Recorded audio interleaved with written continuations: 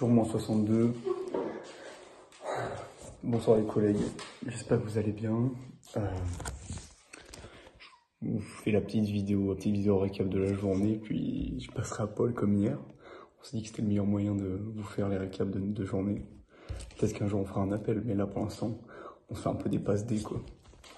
Donc aujourd'hui, qu'est-ce que j'ai fait? J'ai dormi le matin jusqu'à midi. Franchement, j'étais trop fatigué. J'en avais besoin, après j'ai mangé énormément parce que j'avais trop la dalle.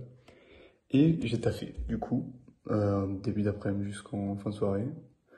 Et j'ai fait pas mal d'histoires pour me rattraper.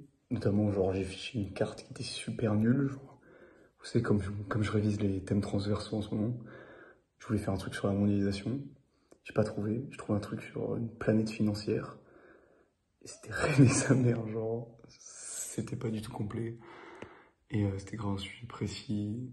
Voilà. Mais s'il n'y a pas financier dans le titre de mon sujet, ça me sert à rien ce que j'ai fait. Donc j'étais un peu déçu. Voilà, donc en gros, c'était ma journée, histoire, etc. Et aussi, aujourd'hui, on reprend les concepts. On nous avait dit, donc on a décidé avec Paul de faire un concept sur le thème eau, faim, agriculture et santé. Et aujourd'hui, on va vous parler d'un projet écologique qui s'appelle le projet Transaqua. C'est le projet de remplir le lac Tchad. Donc c'est un projet qui a pas mal d'enjeux, notamment ce qu'il faut faire ressortir avec ce projet, avec cet exemple. C'est montrer un exemple concret autour de l'eau et la faim, et montrer la complexité des problèmes liés à l'eau, notamment autour de cette région, autour du lac Tchad, quoi, qui est dans l'Afrique de l'Ouest. Et donc, je vais commencer par vous présenter un peu ce que c'est ce bassin du lac Tchad et les enjeux qu'il provoque.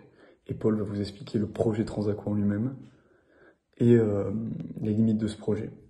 Donc ouais, tout d'abord, il faut savoir que le lac Tchad, il fait vivre près de 40 millions de personnes donc dans cette zone-là, ce qui est un nombre super important.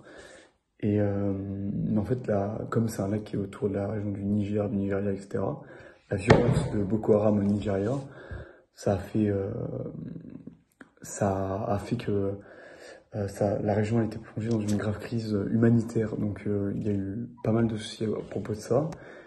Et en fait, c'était vraiment un sanctuaire pour les pêcheurs très important. Et en gros, ce qui s'est passé. Ouais, deuxième prise, parce que forcément j'ai un peu bégayé.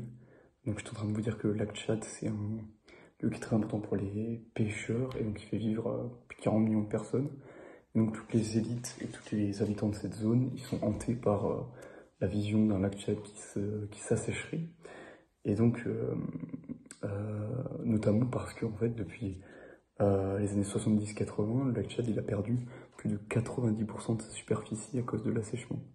Et donc, on a peur d'une possible disparition de ce lac, quoi. Voilà, même si les scientifiques ils disent que c'est juste une perpétuelle évolution qui est logique avec le réchauffement climatique en ce moment, et c'est pas une surutilisation de ce lac, voilà, on a quand même peur qu'il disparaisse. Voilà, et je laisse Paul vous continuez ce petit exemple, et moi je vais me coucher. Vas-y Paul, c'est ton moment. Transition. Merci Axel pour la transition directement. Le fleuve Tchad, un enjeu, un projet sur ce fleuve. Qu'est-ce que c'est? C'est le Transaqua. Qu'est-ce que c'est le Transaqua? En fait, en février 2018, il y a une grosse conférence qui s'est tenue à Abuja, dont le thème était de revaloriser, de faire renaître et de protéger le lac Tchad. Cette conférence, elle était entre le Niger, le Cameroun, le Nigeria et le Tchad. Et l'issue de cette conférence, le projet qui a été choisi à la fin de cette conférence, où toutes ces négociations entre ces quatre pays sur l'issue et la gestion de ce fleuve, ça a été de faire renaître ce projet de Transaqua, qui est un projet qui consiste à créer des barrages, des canaux, pour un petit peu orienter le lac Tchad là où ça arrange ces quatre pays. Et, qu'est-ce qu'ils ont choisi donc pour réaliser ce projet? Ils ont choisi de faire appel à l'entreprise chinoise Power China. C'est déjà elle elle est assez connue en Afrique par les dirigeants africains, parce que c'est elle qui est la constructrice du barrage des Trois Gorges, que vous connaissez d'ailleurs sans doute déjà. Et si vous ne le connaissez pas, je vous conseille d'aller vous renseigner dessus, parce que c'est un bon exemple en vrai. Et donc, en fait, pourquoi ce projet est important? Parce qu'il est hyper critiqué. Il va coûter 14 milliards. C'est pas donné à tout le monde, surtout dans dans des pays comme par exemple le Niger ou le Nigeria, où 14 milliards, certaines personnes disent qu'il serait bien investi dans de l'éducation ou de la santé.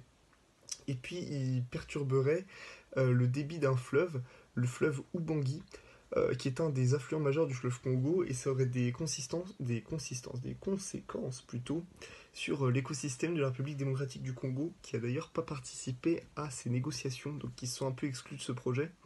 Donc voilà en fait, qu'est-ce qu'on peut montrer avec ça? Plein d'enjeux.